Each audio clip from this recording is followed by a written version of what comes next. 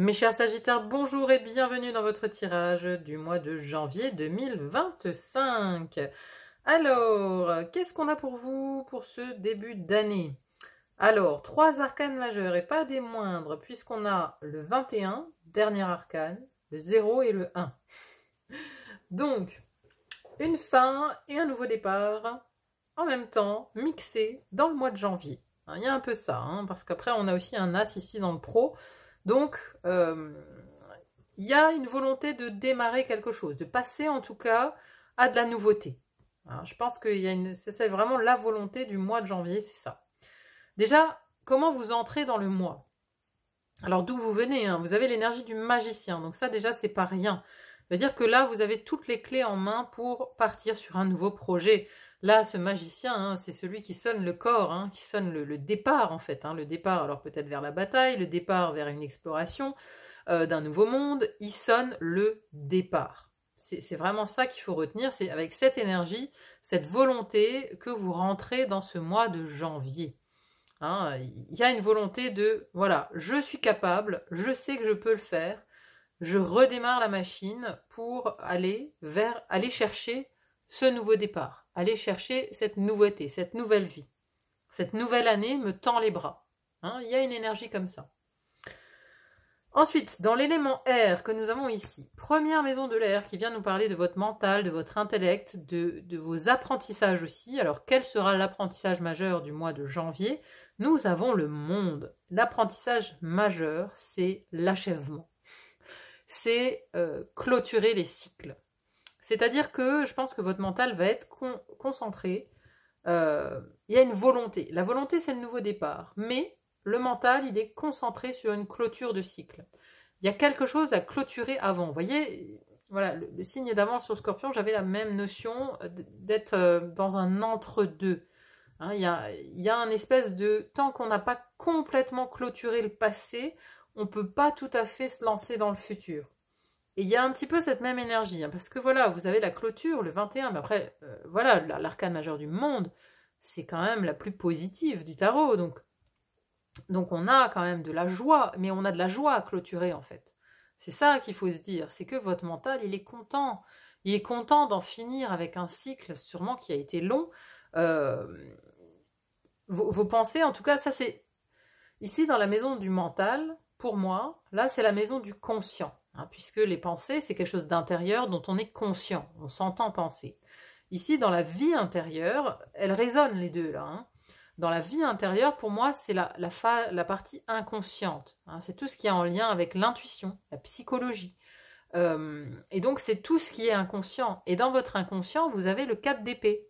Et donc, ce 4 d'épée, c'est le repos du guerrier. Mais cette carte, l'impression qu'elle me donne, je crois que vous n'êtes pas le premier signe à l'avoir eu à cet endroit, c'est vraiment, ici, ces guerriers, ils disent adieu à un autre guerrier, en général les funérailles, voilà, on mettait le guerrier comme ça sur sa barque, et on brûlait la barque, et on laissait cette barque être emportée par les flots.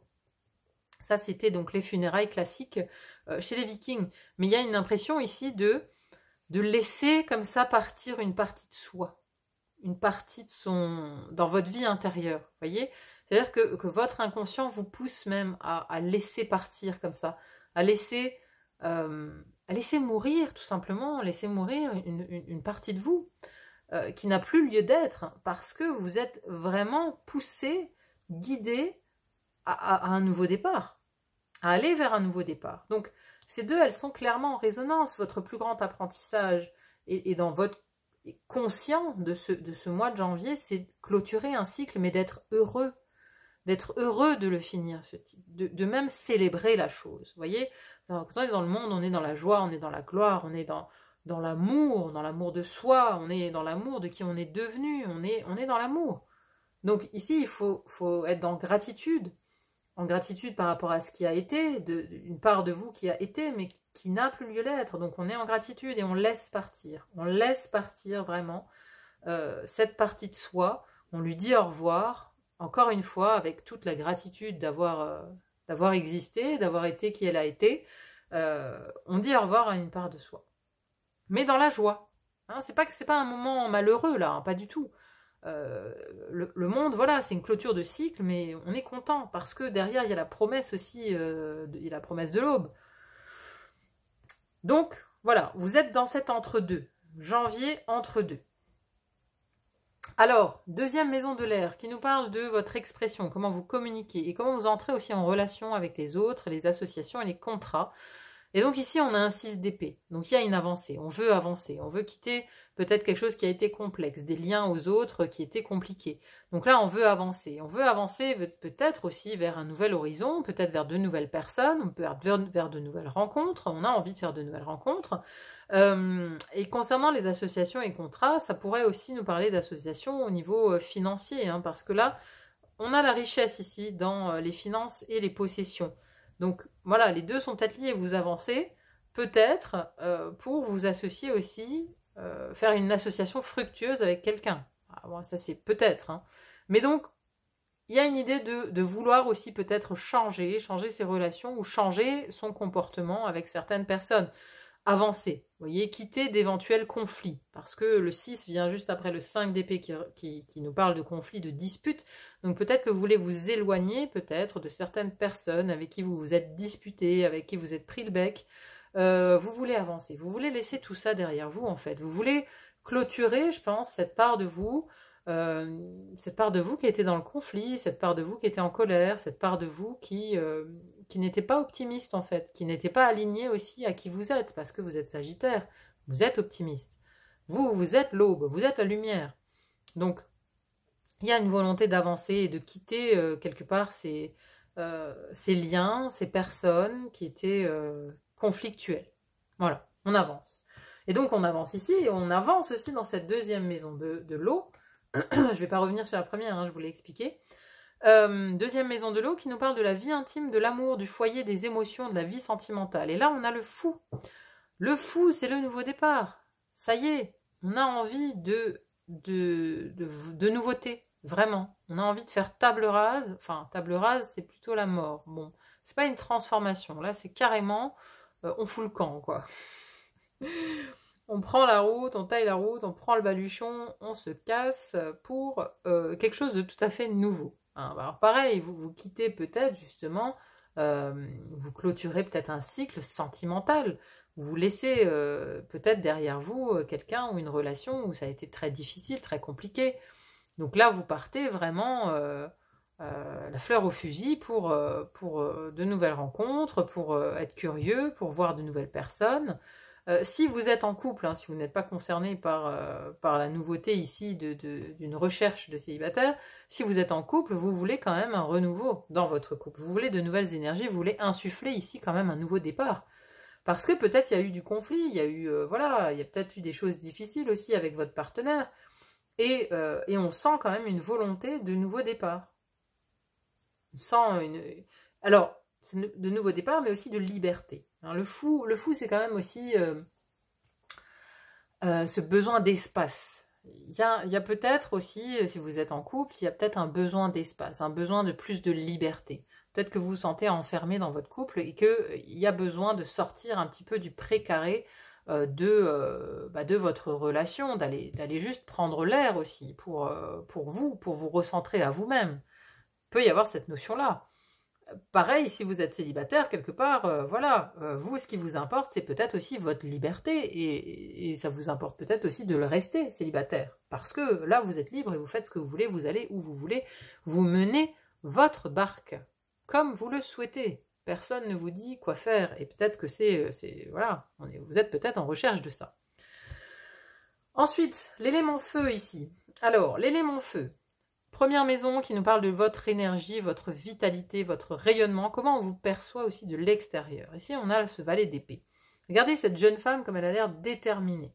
Alors, c'est intéressant parce qu'elle a ici une épée en main, mais qui est extrêmement grande, elle a l'air super lourde pour elle. Ça incarne bien cette idée du valet d'épée qui part en fait sur un nouvel apprentissage. C'est comme si elle partait ici pour apprendre à se servir de cette épée. Donc, il y a de la nouveauté. Dans votre énergie, on sent une volonté, peut-être aussi d'apprendre de nouvelles choses, mais une volonté d'aller explorer de nouvelles idées. Peut-être de communiquer aussi d'une manière différente, Vous voulez explorer. Hein, y a un mot qui revient, peut-être ici avec ce fou aussi, c'est l'exploration. Ouais, on a envie d'avancer, on a envie d'explorer, on est prêt pour le nouveau départ. Vous voyez, je vous disais, lui, il sonne le départ, mais il sonne peut-être pas le départ pour une guerre, il sonne le départ pour une exploration, l'exploration d'une nouvelle île, pour prendre la mer, pour aller ailleurs, peut-être. Mais il y a cette énergie, une détermination, on vous voit d'ailleurs comme ça de l'extérieur, c'est-à-dire que votre rayonnement, c'est ce rayonnement de valet d'épée, alors c'est une énergie assez immature, une énergie de valet, c'est assez neuf, c'est un peu instable, un peu inconstant, mais on vous sent quand même animé d'une volonté de partir sur autre chose, quoi. Alors, à côté de ça, dans la maison des projets, des désirs, des créations, déplacements, voyages, on pourrait résumer par ce que vous désirez le plus. Où est votre désir au mois de janvier? Alors, on a ici la 10 de bâton. Mais alors, c'est un 10 de bâton un peu particulier parce qu'habituellement, c'est illustré par le fait que de porter un fardeau. Ici, c'est pas tout à fait ça. Là, c'est le dieu Odin qui insuffle en fait son énergie dans ses royaumes. Hein. Là, les branches ici sont des royaumes. Donc, il y a une idée d'insuffler de votre énergie, mais ça vous prend beaucoup d'énergie aussi. Hein. Vous insufflez énormément d'énergie dans des projets où vous avez le désir, en tout cas, de mobiliser votre énergie vers des créations, vers de nouveaux projets. Mais bon, ça pompe, hein, parce qu'après, ça reste un 10 de bâton, c'est assez énergivore. En général, on est assez seul, assez solitaire aussi avec un 10 de bâton. C'est porter tout seul aussi, hein, cette carte. Donc, il y a une volonté d'insuffler comme ça beaucoup d'énergie dans des nouveaux projets peut-être, hein, ou dans des projets d'avenir. Mais attention parce que ça peut mobiliser justement trop d'énergie et vous fatiguer. Enfin, quoique. Parce que là, dans la santé, en fait, vous avez le 9 de denier, donc ça se passe plutôt bien. On est plutôt satisfait ici. Hein. Satisfait, mais on se repose quand même. Mais voilà, ça c'est la volonté de ce mois. Le désir, c'est voilà, peut-être de faire naître justement de nouveaux royaumes, de nouveaux petits projets qui vont faire des petits. Mais voilà, vous allez les multiplier, quoi. C'est pas une seule idée en fait, c'est plein d'idées. Il s'agira peut-être de faire le tri à un moment donné. Donc, ensuite, dans le domaine de la terre, vous avez 2 cartes de denier, donc là on est raccord. On est raccord déjà avec l'élément. Première maison de la terre qui nous parle des finances, des possessions, mais aussi du corps et de la santé. Alors, au niveau finance, hein, je vous le disais tout à l'heure, là on est quand même sur la carte de la richesse. Donc c'est plutôt de bon augure concernant les finances et les possessions. Il se pourrait que voilà, vous avanciez peut-être avec d'autres personnes aussi en lien avec vos finances. Hein, il y a peut-être un partenariat ici. En ce qui concerne la santé, on est plutôt dans un moment, encore une fois, de repos, je pense. On se repose, on est arrivé au bout d'un certain chemin, on est sur un 9, on est sur une clôture quand on arrive à 10, donc on est arrivé au bout d'un certain chemin. Mais voyez, bon, elle est ici, elle a cool dans son fauteuil tout moelleux, là. Donc je dirais plutôt une phase quand même de repos. C'est aussi le moment où on se repose peut-être un peu sur ses lauriers, où on est arrivé en fait à un certain accomplissement. Donc bon, rien d'alarmant ici au niveau de la santé, ça se passe plutôt très bien. Et au niveau professionnel, alors le scorpion avait exactement la même carte au même endroit, donc si vous êtes ascendant ou lunaire en scorpion, ça vous parlera 2 fois plus. On a ici donc l'as de denier. Nouvelles opportunités au niveau du travail ou dans la vie quotidienne, hein, si vous n'avez pas d'emploi. Mais là voilà, as de denier, nouvelle opportunité concrète, un cadeau peut-être aussi qui tombe du ciel, une opportunité pour... Encore une fois, hein, une opportunité de croissance, une opportunité, quelle qu'elle soit, au niveau professionnel, quoi. Une nouvelle rencontre, une prime, une promotion, il y a quelque chose. Au niveau de travail, il y a une opportunité qui vous attend au mois de janvier. Ensuite, comment on termine le mois? Alors, j'avais donc d'abord cette carte-là, de la 5 de denier. Donc c'est une carte quand même qui nous exprime le manque, qui nous parle d'un manque matériel, d'un manque physique. Alors c'était assez étonnant d'avoir cette carte alors qu'on avait quand même le 9 de denier ici, donc un basculement, voilà, j'ai demandé des précisions. Et j'ai eu le 6 de coupe. Alors, un manque de quoi ici ça serait pour moi un manque d'insouciance ou un manque de simplicité. C'est-à-dire que Je pense qu'en fait, avec ce 10 de bâton ici, vous insufflez ou vous commencez peut-être tellement de choses que vous vous y perdez. Il y a un petit peu cette énergie-là.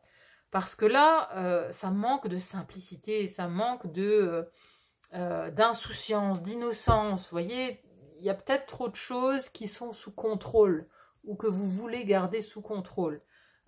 Ça manque de légèreté, ça manque d'insouciance, quoi, à la fin du mois. Donc attention vraiment à ne pas vous surcharger ici dans la multiplication de nouveaux projets, de nouvelles idées. Hein, allez-y quand même doucement. Prenez le temps d'y aller étape par étape, mes amis Sagittaires. Allez, on va conclure avec une carte oracle de l'esprit des cristaux. Ou alors il y a une nostalgie aussi, hein. Ça peut aussi nous parler de la nostalgie de l'enfance, hein, justement, ou d'une époque où c'était plus simple. Hein, parce que peut-être, voilà, vous faites un métier, il y a 10 ans, il y a 15 ans, c'était plus simple. C'était plus simple pour vous. Et que, voilà, là, ça vous manque, en fait. Il y a un côté, peut-être nostalgique aussi de quelque chose. Peut-être en lien avec le denier, peut-être qu'à une époque, c'était plus simple aussi de gagner de l'argent, et aujourd'hui, il faut s'arracher 2 fois plus, quoi. Il y a peut-être ce côté-là aussi. Allez, donc, on voit avec l'oracle, pour conclure.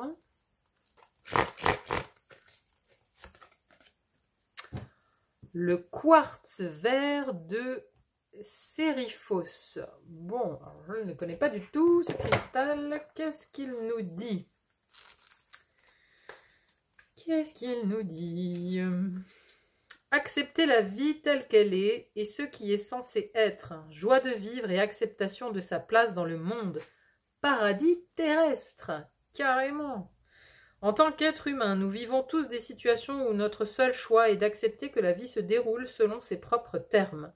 Mais cette acceptation possède un trésor infiniment précieux, l'instant présent. Abandonnez-vous à cet instant et votre cœur s'épanouira. Libérez-vous de l'inutile sur le chemin de la guérison et de l'univers conscient. Un cadeau merveilleux vous attend, mais pour le recevoir, vous devez être présent à ce qui est et accepter d'être plus fort que vous ne l'imaginiez. Il y a juste quelque chose qui résonne. Libérez-vous de l'inutile sur le chemin de la guérison. Hein, voilà, je vous parlais de liberté ici avec ce fou et de laisser partir une part de vous. Donc libérez-vous, c'est exactement ça. Hein. Libérez-vous de l'inutile. Ah, voilà, voilà, ça c'est une part de vous qui est devenue obsolète, qui est devenue inutile pour poursuivre le chemin. Donc ici, voilà, sur le chemin de la guérison et de l'univers conscient. Voilà. Lorsque la roue tourne, regardez en arrière et considérez cet instant comme un élément essentiel de votre progression. Très souvent, les prières sans réponse et les rebondissements inattendus du destin vous conduisent au désir profond de votre cœur. Ayez confiance en ce processus et croyez au soutien de l'univers conscient. Voilà, donc là, on vous dit bien que vous êtes dans un processus. Hein. Pour moi, c'est ça, hein, vous êtes dans un entre-deux. Il y a l'achèvement, hein, parce que habituellement, le monde, c'est représenté aussi par une roue. Hein. On boucle la boucle. Hein. Quand on arrive à la carte du monde, on boucle la boucle. Et c'est un petit peu ça qui vous attend. C'est cet entre-deux, c'est de dire au revoir, boucler la boucle, mais dans la joie, dans la gratitude, de se dire que voilà, ce chemin, il est plein de rebondissements, mais c'est le chemin.